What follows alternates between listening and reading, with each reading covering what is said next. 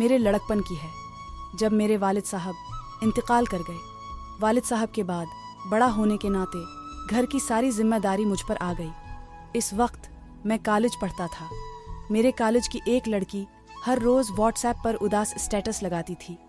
मैं रोज़ इसके स्टेटस देखकर सोचता कि आखिर क्यों ये इतने उदास होगी। मेरा दिल बहुत करता था कि इससे उसका मसला पूछूं और तसल्ली दूं, लेकिन मैं कभी पूछ नहीं पाया। एक दिन उसने बेहद हसास और गमगीन स्टेटस लगाया हुआ था। मैं पूछे बना रह न सका और मैसेज कर दिया कि आप इतने उदास स्टेटस क्यों लगाती हैं।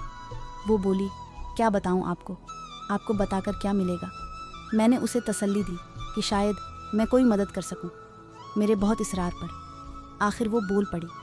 उसने बताया कि बहुत वक्त से वो किसी लड़के को पसंद करती है, लेकिन उसको उस लड़के ने धोखा दिया है। मैं खुद भी ये सुनकर परेशान हुआ और उसे खूब तसल्ली देने लगा।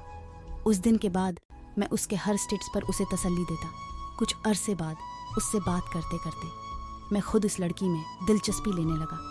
रोज़ उसको दिलासा देता, प्यार से बात करता। उसका डिप्रेशन ख़त्म कर दिया मैंने। एक दिन उसको अपना इजहार मोहब्बत कर दिया। वो भी खुश हो गई और मुझे बोली कि आप बहुत अच्छे इंसान हो, मैं भी आपसे प्यार करने लगी हूँ। यूँ हमारे प्यार का किस्सा शुरू हुआ।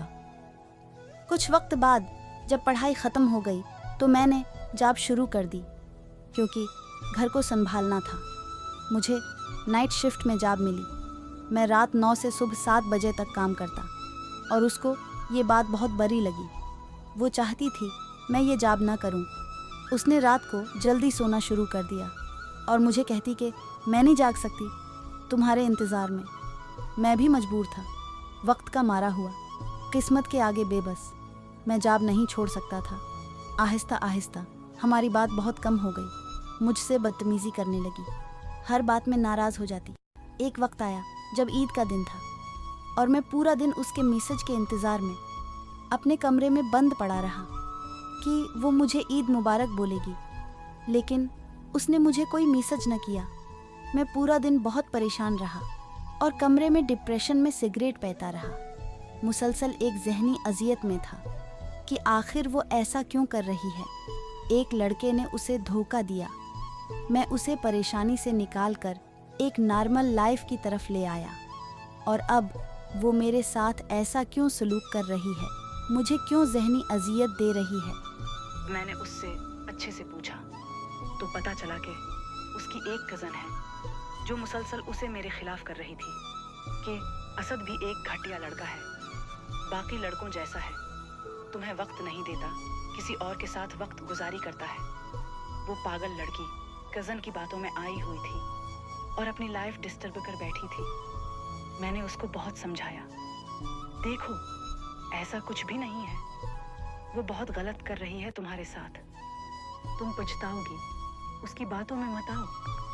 वो नहीं समझी और बोली कि तुम एक सफ़ेद पूछ लड़के हो और बाकी सब मर्दों की तरह घटिया हो। तुम मर्दों पर यकीन करना ही नहीं चाहिए, आइंदा तुम्हारा कोई मैसेज ना आए। और उसने मुझे व्हाट्सएप से ब्लॉक कर दिया और सिंपल एसएमएस पर एक मैसेज भेजा, गुड बाय। और फिर उसके बाद इसका आज तक कोई जवाब नहीं आया। मुझे नहीं पता वो कोई इनसिक्योर लड़की थी या वो जहनी तौर पर बहुत डिस्टर्ब थी या वो मैच्योर ही नहीं थी शायद, जो उसने हम दोनों के साथ ऐसा किया।